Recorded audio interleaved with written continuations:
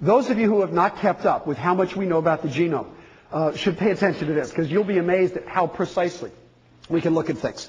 The precise fusion site has been located at base number 114,455,823 to 114,455,838. In other words, within 15 bases.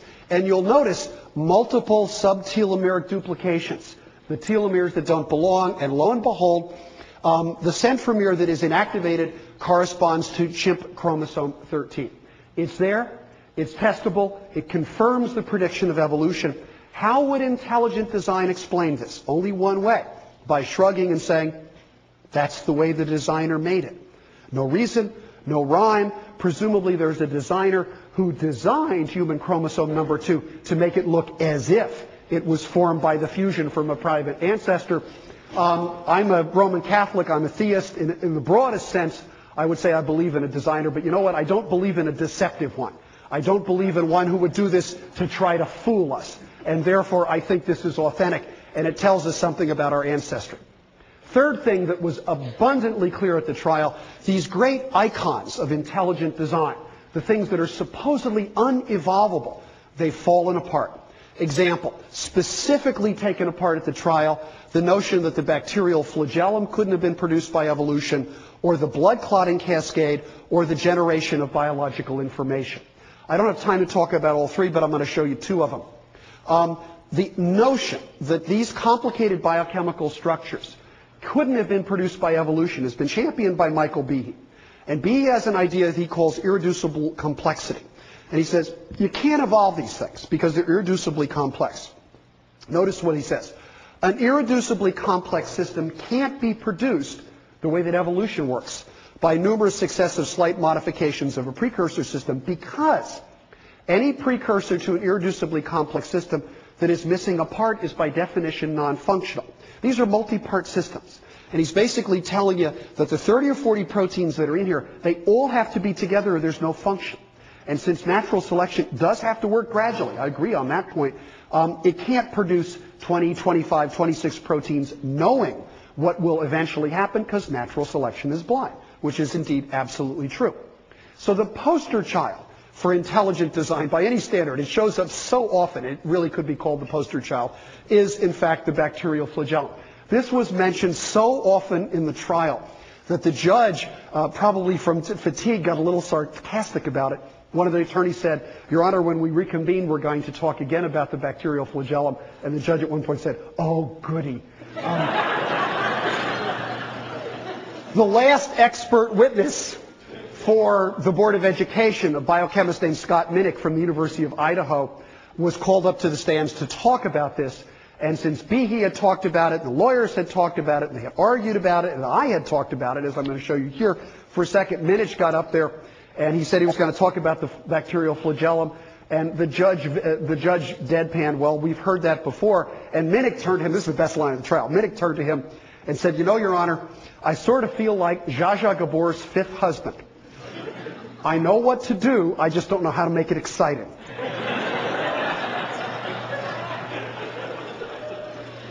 So I take my hat off to Scott. That was good. I like that.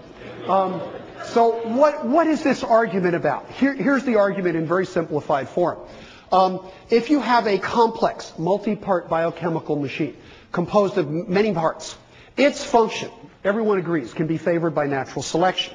But the argument is that evolution can't produce them because the individual parts have no function of their own. That's what irreducible complexity means. So natural selection can't make this, doesn't have any function.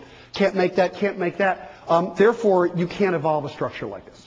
Now, how does evolution explain something like that? Well, ever since Darwin, we've had a very good explanation. And that is these complicated machines, they don't arise from scratch. They arise from combinations of components that have different functions, functions of their own. And the components originate with functions of their own as well. Therefore, natural selection will work every step of the way. Now, that's not evidence, that's just an argument. But the beauty of this is we can now hold these two ideas up against each other. And we can say, who's right? If irreducible complexity is right, then the parts of these machines should be absolutely useless. But if evolution is right, we should be able to take these machines, look at their parts, and discover, wow, they do other jobs. So let's go ahead and do that. Let's take the bacterial flagellum. So if we start with the flagellum, here it is, and these drawings name the genes and the proteins in the flagellum, and we say, let's take away a whole bunch of the parts. How many? Not 1, not 5, not 10. Let's take 40 of its 50 parts away. Now watch very carefully, because I'm going to do that experiment right there. There it goes. The parts are all gone, and I have left 10 parts that span the membrane. What are left behind are 10 proteins in the base of the flagellum. Now, if irreducible complexity is right, this should be absolutely functionless. It should have no function. But if you'll pardon the double negative, what is left behind is not non-functional. What is left behind is the type 3 secretory system, and it is fully functional. I know most of you in the room are going, of course, the type 3 secretory system. The type 3 secretory system is a molecular syringe in which some of the nastiest bacteria on this planet produce toxic proteins, grab onto one of our cells, and inject those proteins into our cells. The bacterium that causes bubonic plague works this way. It's really nasty stuff. Well, guess what? The 10 proteins that make up the type 3 secretory system are directly homologous to the 10 proteins in the base of the bacterial flagellum. They don't produce movement. They're not a flagellum. But are they functional? They are fully functional. So remember that claim. Any precursor to an irreducibly complex system that is missing a part is by definition non-functional.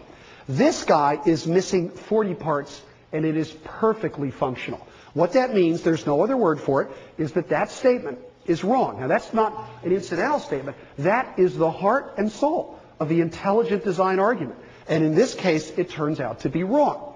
Now, it's even wronger than that, because it turns out that not only do these proteins make up the type 3 secretory apparatus, but almost every protein in the bacterial flagellum is strongly homologous to proteins that have other functions elsewhere in the cell.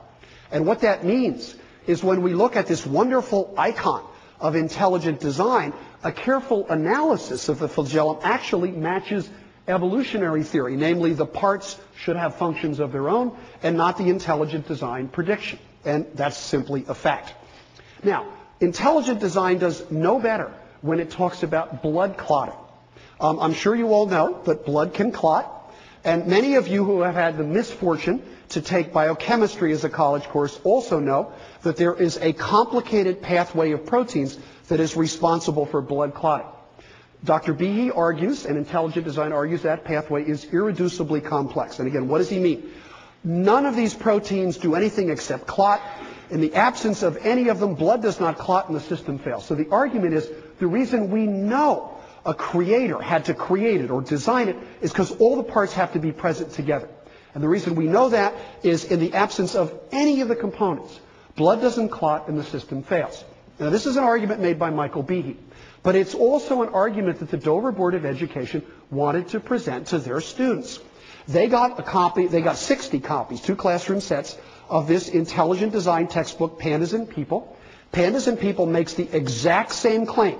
Only when all the components are present does the system function properly, even though, and us nasty evolutionary biologists point out, that all of these proteins, or almost all of them, are serine proteases, which means they were probably formed by successive rounds of gene duplication. But once again, they say all the proteins, nothing equivocal here. All the proteins have to be present simultaneously for the clotting system to function. That's very interesting. Being an empirical scientist, I always want to say, is that right? Well, how could we test it? We could test it by taking this wonderfully complicated system and let's take a component away. Let's knock one out and see if they're right.